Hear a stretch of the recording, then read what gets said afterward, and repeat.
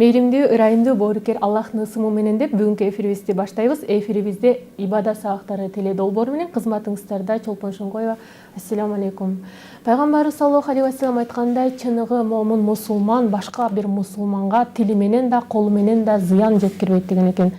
Ал эми тыюу салынган амалдар, ажыдагы тыюу салынган амалдарды биз махзурат же жинаят деп да айтат экенбиз. Мына ушул темалардын алкагында бизге бүгүнкү көрсөтүүбүздө кенен талкуу кылабыз. Орозо тууралуу суроолоруңуздар болсо, төмөндөгү WhatsApp'тын жана электрондук почта аркылуу, Facebook'тун баракчасы аркылуу суроолоруңуздарды, сунуш пикирлериңиздерди жиберсеңиздер болот.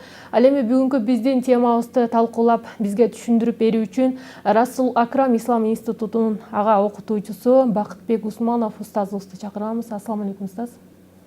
Студияга кош келиңиз. Шок болуңуздар. Эң алгач эле мына ушул тыюу салынган амалдар деп айтылат экен. Мына ушуну биз махзурат деп дагы угуп калабыз, жинаят деп дагы угуп калабыз. Мына ушул экөөнүн айырмачылыгы туурасында да айтсаңыз. Махзурат деп тыюу салынган амалдар муну жасаба деген сөз. Жинаят деп ошону жасап койгондон кийинки кылмыш деген сөз. Бул кылмыш дегенден кийин кылмыш жасап тыюу салынган нерсени аткарып койгондон кийин кылмышка айланат. А эми ошол кылмышты кантип жоёбуз деп, андан кийин бул өзү негизи 3кө бөлүнөт. Бодомал менен өткөрүш керек. Бодомал уй же болбосо төө баласы болот. Андан кийинкиси дәм деп коет. Дәм деген бул кой баласы менен. Андан 3-чү багыты садака кылып берип коюу.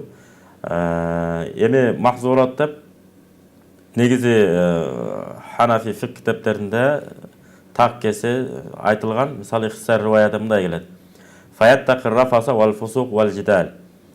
Уят сөздөрдү, адам оозуна албай турган сөздөрдү сүйлөө, жана бузукулук кылуу. Фусук деген секи бир нерсени баштап коюп, биякта мындай болоптур. Мисал айталы, номер 20-чатырда минада отурганда мисалы, Арафат тоосуна чыгабы деп даярданып барышат да. Номер 20-чатырда мындай болуп атыптыр, тамак ашты мындай 2 түрү менен 3 түрү менен берип атыптыр. Ал эми 25 мына бизде болсо бир эле тамак берет экен деп бир жалгандан бир сөздөрдү айтып жиберип, эмне кылат? Элди элге эмне кылат? Бузукулук жөнөтөт. Жидал деп коет, талашып тартышуу. Негизи жок эле, пайдасы жок эле бир нерселер талашып алып, жок мындай болот, тигиндей болот. Айылдагы темаларды, же болбосо ошол жердеги бир болбогон бир сөздөрдү ортого коюп алып, талашып тартышып, адамдардын көңүлүн иренжитүү. Ошого талаш тартыштар болбош керек. Ошондой эле кургакта жаныбарда жүргөн аңчылык деп коет.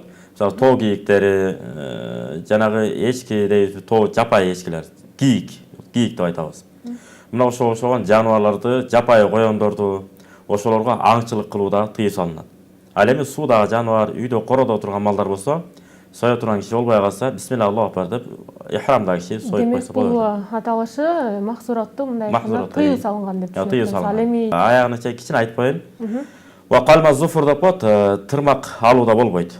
Ошол ихрам байлардан мурда тырмактарын, чачтарын баардыгын иретке келтирип коюп алыш керек болчу. Ихрамды байлагандан кийин тырмакты алган болбойт, жүзүн дагы, башын дагы жаап жүргөнгө болбойт негизи. Ошонун катарында башындагы жыттуу самындар менен хитми деген чөп деп коет, ушунун түрүндөгү жыттуу нерселер менен башын жууганга да болбойт.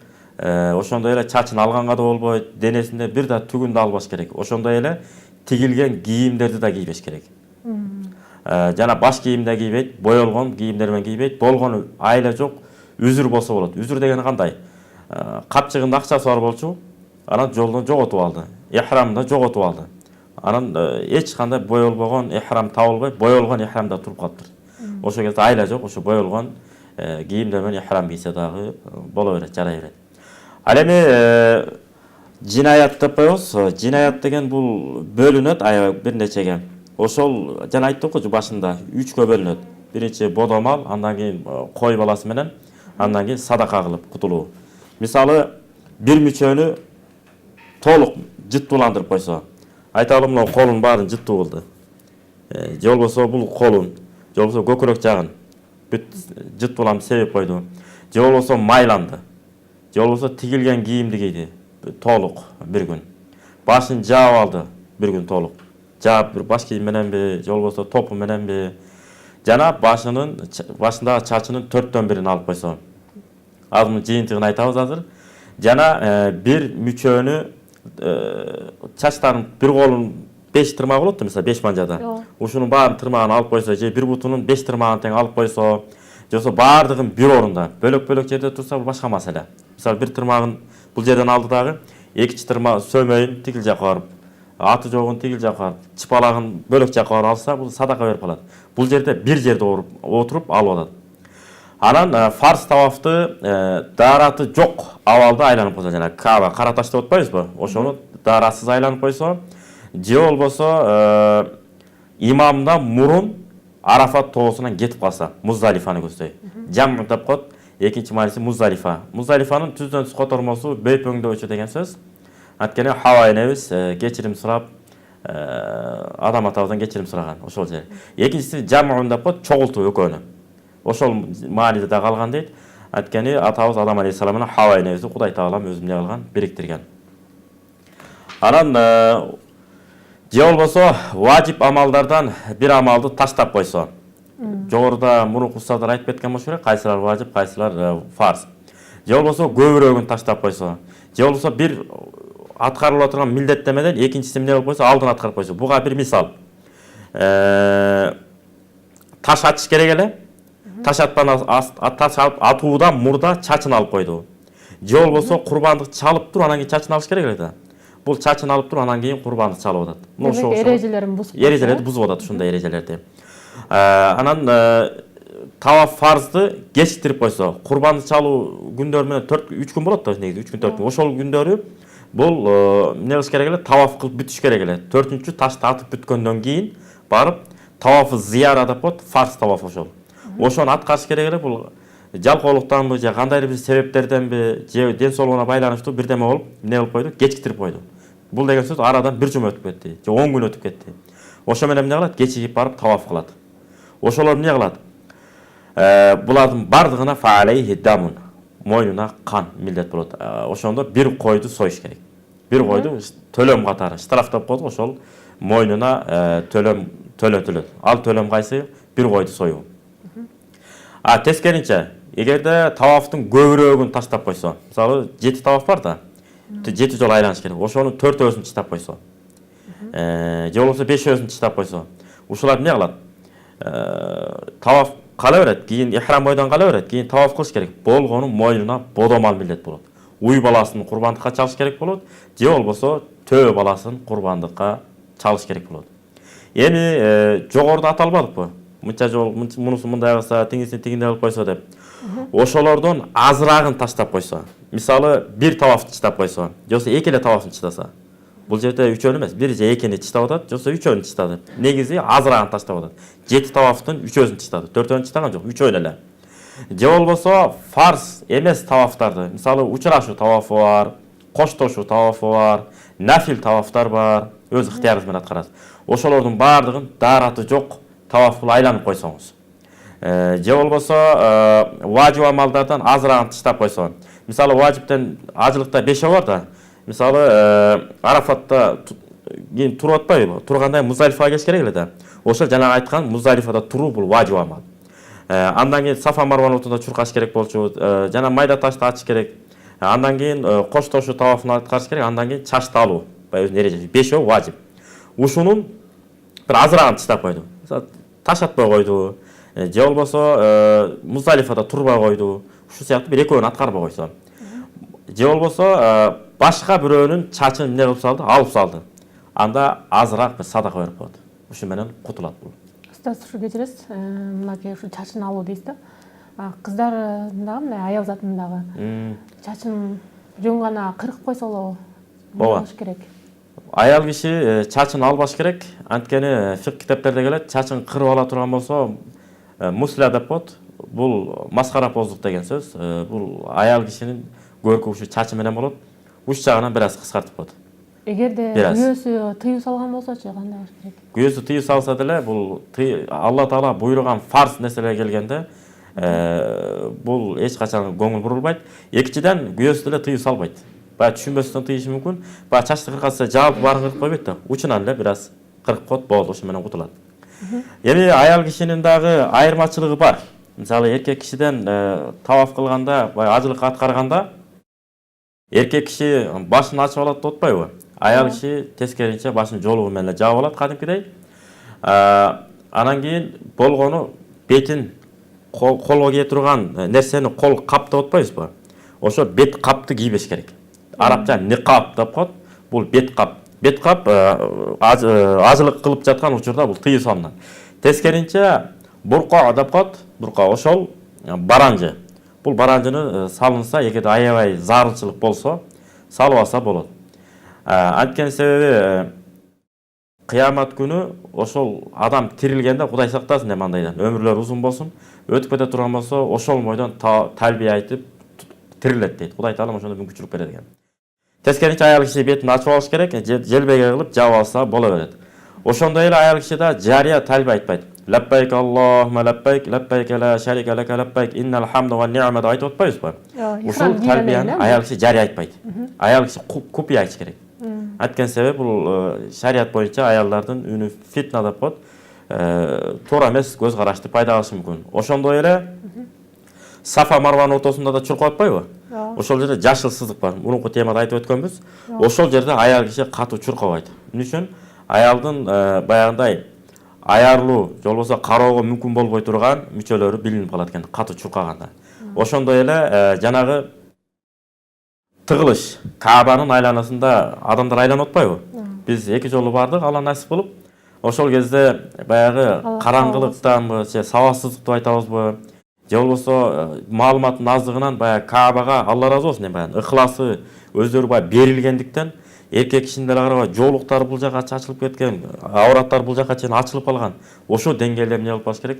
Аял киши жулунуп барбаш керек. Алыстан эле айланып кое бериш керек. Керек болсо эркек киши болсо дагы Умар радыйаллаху пайгамбарыбыз эмне деген? Эй Умар, сен адамдар тыгылыш болуп айланып атканда сен жолобогу. Эмне үчүн? Адамдарга бир жерин оорутуп коюшу мүмкүн, көңүлүн калтырып коюшу мүмкүн. Ошон үчүн сен жолобо деген. Ал эми бул аврат деген бул фарз. Адамдардын көңүлүн оорутпай секин этият менен жүрүү бул важип. Бул жогору турат. Ошон үчүн аврат жабык болуш керек. Аял кишиде алыстан. Эгерде боштук болуп калса, мүмкүнчүлүк болуп калса, анда аял киши барып аткара берсе болот. Анткени пайгамбарыбыз айткан, аял кишилерге кыруу болбойт, болгону эмне деген, кичине кыскартып койсун деген пайгамбарыбыздын Абу Дауд риваят кылган хадиси бар. Негизги амалдар. Анан аял айткан жинаятка. Ооба. Аял киши жана айтпадыкпы? Тескеринче булар эркекке каршы тигилген кийимдерди кийет. Тигилген кийимдерди кийет. Ошондой эле баягы улуу сөздө уят жок дейт. Аял киши эгерде баягы ай сайын көрчү этеккир деп коет, ошол этеккири хайзы келип кала турган болсо, бир гана тавафты гана аткарбайт, калган амалдардын баарын аткара берет. Анткени таваф ошол Кааба мечиттин ичинде аткарылып атат. Айша энебиз этеккир көрүп калган кезде пайгамбарыбыз эмне деген? Танассакил манасика куллаха гайра алла татуфи ва ла тусалли хатта татхури. Сен бардык амалдарыңды аткара бергин, ажылык амалдардын баарын аткара бергин, болгону таваф кылбагын жана намазыңды окубай тургун. Ошондон кача таза болгондон уланта бересиң деп пайгамбар Мухаммад саллаллаху алейхи вассалам айткан. Эми кошумчалай кетчү нерсе, бул жерде эң коркунучтуу нерсе кайсы? Арафат тоосунда турбай калуу. Бай 3 фарздын бири. Ихрам кийүү, ихрам байлай турганда ихрам кийебиз да. Же болбосо эртерээк бул жактан кийип барсак да болот. Деги эле ихрам кийүү, андан кийин Арафатта туруп, андан таваф зияратты кылуу. Таваф зияратты кечигип койсо кан төлөө менен кутулат. Ал эми Арафат тоосунда өз убагында турбай калса, демек бунун ажылыгы күйүп кетти деген сөз. Күйүп кетет дагы, келер беркин таваф кылып, чачын алдырып ихрамдан чыгып кете берет. Нафилге өтүп калат дагы, келерки жылы кайра башынан ихрамга барганга, ажылыкка барганга туура келет. Ошондуктан Арафат тоосуна жетерде тагыраак айтканда Зулхижжа айынын 8-күнү Минада Арафат тоосуна чыгуу үчүн даярданганы барганда, ихрамчан барганда өтө кылдат, өтө этият мамиле жасаш керек. Арафат Зулхижжа айынын 9-күнү аткарылат. Ошол күнү этият менен бир аз да болсун эптеп катышып жетишип калса, болду, Кудайым буйруп, ошол ажылыгы кабыл болду деген белги. Эгер устаз мисалы ошол Арафат тоосуна чыгаар күнү, мисалы адам ооруп калды, же дагы бир башка бир маселелер болуп калды, анда ал барган ажылыгын текке кетип, кийинки жыл барып аткарыш керек экен, э? Ошондой болуп калат. Ошон үчүн эптеп азыр эми Кудайыма шүгүр илгеркидей эмес, унаанын түрү чыккан, жеңил машина болобу, автобус болобу, ошолор менен барып, эптеп барып, бир аз да болсун туруп, андан кийин сапарын тартып кетсе боло берет. Бизде WhatsApp'tan келген SMS түрүндөгү суроолор бар экен, ошого кезек берсек. Ассаламу алейкум дейт. Кечиресиз, Кудайды айтып, калп сөздү чынга айландырып, Кудай урсун деп карганганга күнөөбү деген экен. Китабул Айман анттар китебинде келет, ямун гамус деп коет, бул күнөөгө баткан ант деп айтылат. Баягы жанын жеген адамдар болот го, калпты чын кылып сүйлөгөн. Ушундай болду деп билет, андай болбогон өзү деле. Мисалы, мына наркы бөлмөдө 5 киши бар деп мен болжолдоп ант берип атам. Алла менен ант берем, наркы бөлмөдө 5 киши бар деп. Ал бөлмөнүн мен эшигин ачып да көргөн жокмун. Жөн эле 5 киши бар деп эле Алла менен ант берем, 5 киши бар деп айтып атам. Бирок анын барбы жогу мен билбейм деле, болжолдоп айтып атам. Демек, ошол Китабул Айманда келет, бул адамдар тообо кылып гана кутулбаса, бөлөк жолу жок. Ошол үчүн Алла Таалага тообо кылсын ал адамдар. Экинчи минтип жалганды чын кылып, жалгандан ант бербеймин.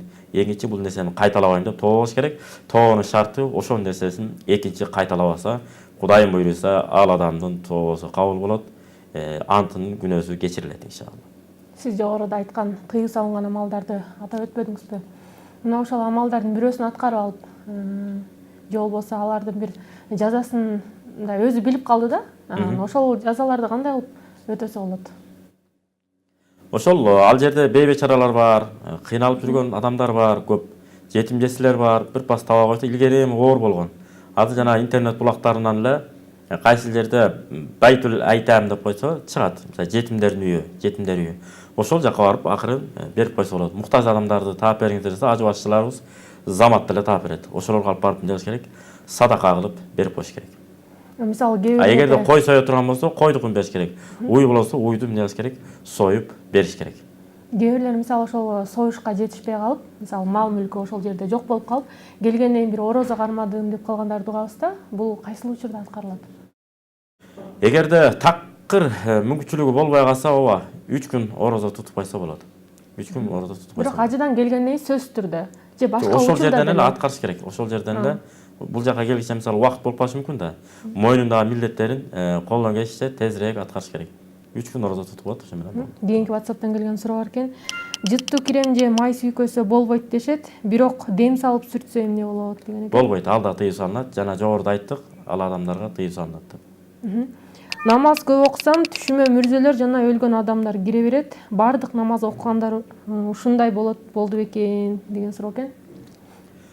Эми Пайгамбар Мухаммад саллаллаху алейхи ва саллям хадистери бар, ошого ишарат кылган. Эгер кандай гана түш көрбөгүлө, муну жакшылыкка жоруп кое бергиле деп. Кайсы жака жойсо ошол жака кете берет. Экинчиден, түштү ар кимге айта бербеш керек. Түштү жооруганды билген адамдарга гана барып айтса жакшы болот. Ошол адамдар чечмелеп берет. Анткени баарыбызга маалым, Юсуп алейхиссалам, Юсуф деп коет арабча, биз Юсуп яны жыгылып сүйлөйбүз да. Ошо Юсуп пайгамбарыбыздын мужизаларынын бири ошол түш жооруу болгон. Ошондуктан бул Кур'ан-ы Каримде да бекитилип айтылат. Болгону бул шарият катары кабыл алынбайт. Эми жакшылыкка жоруп, алда эгерде жаман түш көрсө садакаларды берип, садака ар кандай балени тозуучу деген пайгамбардын хадиси бар. Ошондуктан жакшы гана удара бериңиз. Кайрымды көп жасаңыздар. Ошол эгер мүмкүнчүлүгүңүз болсо, эртең менен кечки зикирлерди толтуруңуздар, Кур'ан көп окуңуз. Кудайым буйруса жакшы түштөргө айланып калат. Пайгамбарда хадиси бар. Эгерде жаман түш көрө бере турган болсоңор, баягында 3 жолу түкүрүп эмне кылган, экинчи бетке оодарылып жатып алгыла деген. Рахмат устаз. Дагы кийинки суроону берейин. Ихрамды башка учурда эмнеге кийбейт? Кандай далилдер бар деген экен? Башка учурда кийбеген себеби пайгамбарыбыздан түздөн-түз ошентип кийгиле деген хадис жоксо, сахабалар ушинтип жүргөн деген хадис жок. Экинчиден, адамдар ар кайсы тоо ташка сыйынып башташы да мүмкүн да. Ошондуктан ихрам бир гана Каабага ажылык учурунда, же болбосо нафил ажылы болобу, умра ажы деп коебуз го биз, умра деп. Ошо умра ажылыкка баргандабы же атайын фарз ажылыкка баргандабы, ошол Меккенин өзүнө гана, Мадина ушул жерлерге гана таандык. Ошол жака ихрам менен киришибиз керек да. Баягы жерде кыраанга ниет кылган болсок, кайсы жака барбайлы ихрамды чечпейбиз. Күн чыгышка, күн батышка барып келсек дагы ажамалын толук аткарып бүтмөй сайын. Ал темада мүмкүн кийинки жумаларда сөз болор, балким кийинки сабактарда. Эң негизгиси Каабанын өзүнө гана таандык ихрам кийүү. Ошондуктан биз ошол жерге гана айтабыз, башка жака жол жок. Жана тыюу салынган амалдардан да кичине тактай айтып кете турган болсок, мисалы бетин жана башын жаппоо жөнүндө айтылып атпайбы? Ал эми аялдар ачып алыш керек деп айтып атпайбызбы, эгер жүзүн. Ал эми албетте башына жолугун салыныш керек. Анткени Айша энебизден риваят кылган хадис келиптир бул жерде. Эмне деп айткан Айша энебиз? Аннаха қалат кана рукбану ямурруна бина. Уначандар биздин жаныбыздан өтүп калат эле. Ва нахну ма расулилла саллаллаху алейхи ва саллям мухримат. Биз пайгамбар Мухаммад саллаллаху алейхи ва саллям жанында ихрамчан элек. Фа иза хадуна өтүп баратып биз менен тушташ болуп калган кезде садалат ихдана жилбабаха. Үстүндөгү пардасы митип түшүрүп коет эле. Дейт. Анан качан алар бизден өтүп кеткенде кашафына жүзүбүздү ачып коет элек. Ошон үчүн жалаң аялдар отурганда, өздөрүнчө ибадаттарын жасап атышканда жүздөрүн ачып алганы бул жакшыраак, макулураак. Ал эми эгерде фитна алып келе турган болсо, анда бул дурус эмес. Ошондой эле эгерде ихрамчан жүрүп өтүп кете турган болсо, кандай коюлат десе, пайгамбарыбыз Мухаммад саллаллаху алейхи ва салламдын хадиси бар. Ибн Аббас радияллаху анхудан риваят кылган. Анна ражулан ва кыссатаху не кылган? Пайгамбар Мухаммад саллаллаху алейхи ва салламдын баягы ихрамда жүрүп атат да, баягы ажылык кылышып. Ошол жерден бир киши ихрамчан абалында фамат өлүп калды. Өтүп кетти, дүйнөдөн кайтыш болду. Пайгамбар Мухаммад саллаллаху алейхи ва саллям деген игсилуху бимаи сидрин. Ошо сидр чөбүн аралаштырып, татнакка кылып не кылгыла, жуугула деген. Калбиде жууп койгула. Ва каффинуху фи саубайн. Ошол өзүнүн эки ихрамына не кылгыла, ороп койгула. Вала тумиссуху тибан. Болгону жыттуу нерсени сеппегиле. Жана ошондой эле вала тухаммиру расаху. Башын жаап койбогула. Вала важхаху, бетин да, жүзүн да жаппагыла. Фа иннаху юбасу яумал кыямати мулаббиян. Албетте кыямат күнү ошол бойдон башына жол салбалы деп атпайбы, баш кийим жаап койбогула бетин деп. Ошол бойдон жана жүзү ачык бойдон талбия айтып турат деп. Ошон үчүн бул жерде да кыздар айтып кетчү нерселер, айылдарда көбүнчө талаш ушундай болот, көп болот. Адамды сөөктү көрүстөнгө жаткырган кезде кабырына лахат деп коет, жана үңкүр, ички үңкүрүнө. Жаткырган кезде жүзү кыбылга бурулат да.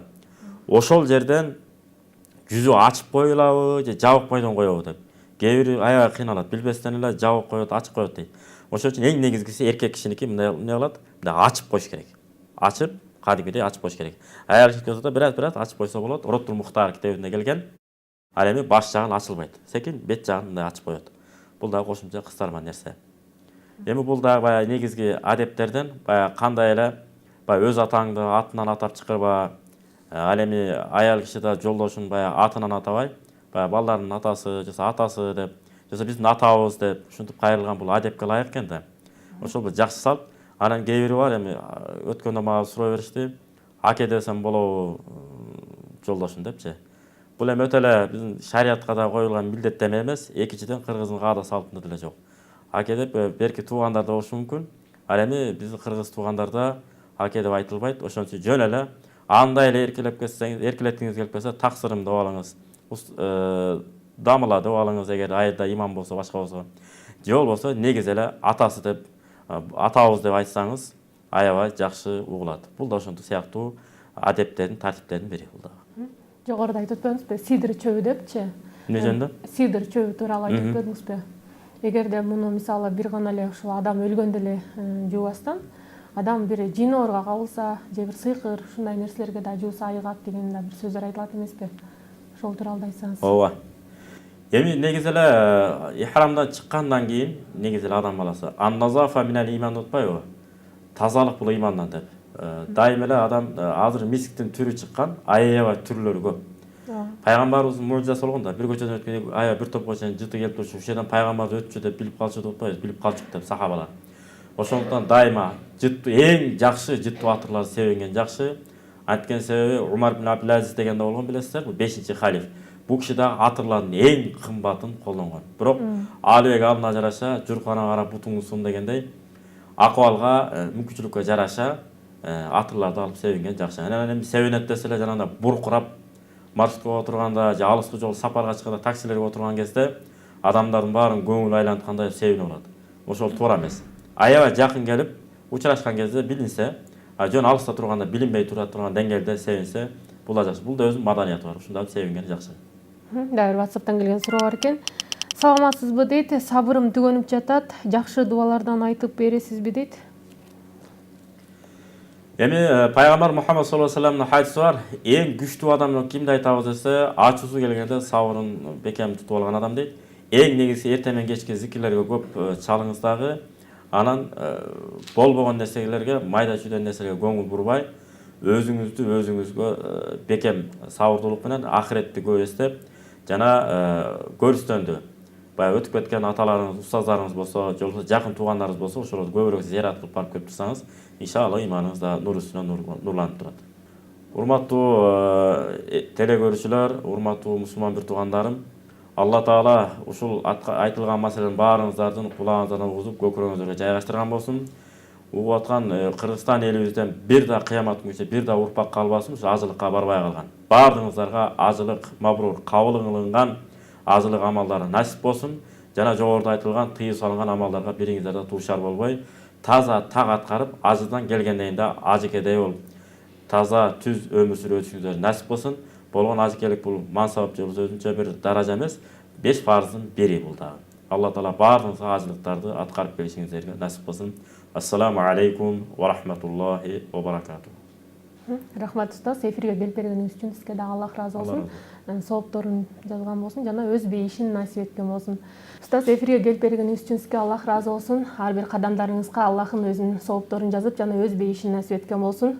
Жана дагы урматтуу теле көрүүчүлөр, Аян Чекит KG сайтынан биздин ибадат сабактары теле долбоорунун бардык көрсөтүүсүн ошол жактан көрө аласыздар. Ал эми Пайгамбар саллаллаху алейхи вассалам хадистеринин биринде айткан сыңары, түн канчалык узун болбосун, таңдын атаары чындык. Ал эми өмүрүң канчалык көп болбосун, баары бир кабырга барып жатарың чындык деген экен. Анын сыңары бул бир келген өмүрүбүздө биз ажылык сапарыбызды өтөп, Аллахтын парзын аткарып, Аллахка жагынып, жана дагы Аллахтын ыраазычылыгын алалы. Ал эми ибадат менен жашаңыздар, ибадат менен өмүр сүрүңүздөр. Эмки эфирден амандашканча, ассаламу алейкум ва рахматуллахи ва баракатуху.